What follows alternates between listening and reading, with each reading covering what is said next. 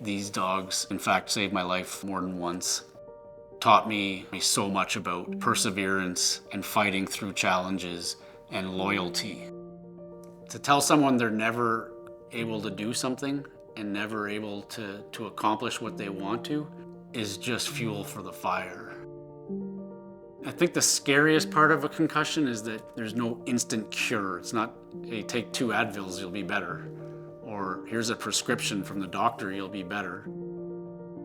A concussion is a web, a dark web of multiple issues combined, and if not treated and not looked after, can be detrimental.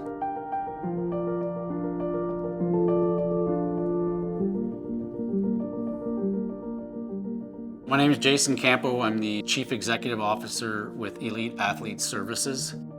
You take it from hockey to business to the dog sledding. The dog sledding for me was the epic piece of what I learned, what I had deep inside me to be able to persevere. We were racing the Yukon Quest. There's 2 summits and one's called Rosebud. And Rosebud is one of the highest peaks in dog sled racing as far as going up.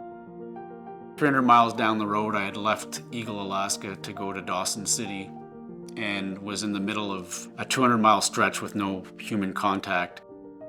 And it was quite icy. We were getting up the mountain and a team ahead of us and a musher ahead of us, UNEF, his team was struggling. They ended up going back down the mountain. And I thought that for whatever reason, I could stop and help him on his way down because his stuff was flying out. And as soon as I reached over to help, I slipped on the ice, hit my head. I don't remember all of it because I was out, but Hugh had told me that he had gone back down the mountain and came back up, and that's when I kind of came to. And when I came to, I just took off.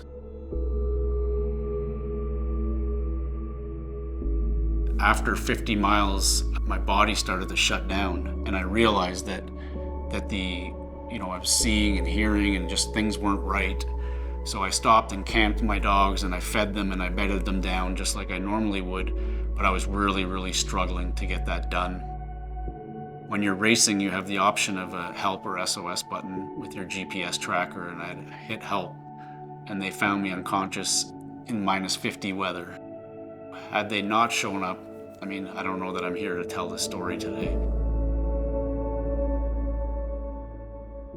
And that was the real start to the battle, was where things really, heated up as far as fighting through this.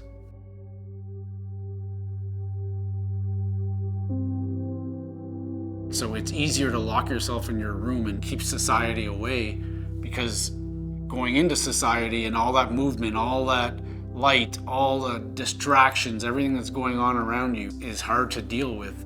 It gets worse and worse, and it's not getting better, and you just feel desperate and you would do anything to get out of it. The thing that hurts is you feel like the family around you, your kids, your wife, like you feel useless, right? And that self-esteem is gone. That Jason, the guy that was able to go out and play hockey, business, and that passion was gone, right? It was sucked right out of me, and it hurt because you're watching your family and they don't know how to help you, but you don't know how to explain to them what you're going through. And it can be a detrimental situation, and it can get bad. I really needed to dig in to figure it out. Going through the normal system, there's no one that was going to just fix this for me. So I took it upon myself and used Google as a tool to figure out, where the hell do I go? What do I do? How do I get better? This is not working. It's not working, and I'm getting frustrated at this point. So I started to do some Google research, and I ended up finding Dr. Marty Mrazek. As we understand what they're experiencing, if it's cognitive issues, if it's balance issues, if it's headaches, then you want to apply various treatments directly to the areas that they're struggling, not just present them with a general plan, but really work with specific activities that will help those areas where they're struggling. The thing that was needed for me was someone that had experience recognizing, what someone was going through, right? And that the biggest gift he has is his compassion and his ability to listen and understand. All those vulnerabilities interact with each other and can, for some people, lead to these persisting symptoms. And that's where it's as a person experiences these in the long term, they really need to find a specialist that is able to really get a hold of that specific area where they seem to be struggling. Once you've assessed in your mind and you're able to say, hey, it's okay. It's okay that I'm going through this. It's okay that I'm not able to do what I did 3 months ago, and I'm not able to do all these little things that I'm used to being able to do. Once you identify it and you say to yourself, hey, I am struggling, is when you'll truly start to heal, in my mind. It can be small goals that lead to a bigger goal and a bigger target. So by setting these small goals, and the first one was get back out into my dog yard and pet the dogs. I wasn't functioning, right?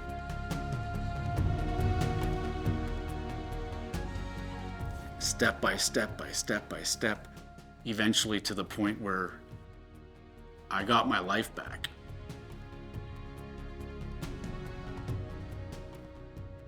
And their joy they had to see me back and see me back in the yard, to see the reaction was mind-blowing for me. And that's what really sparked life back into me.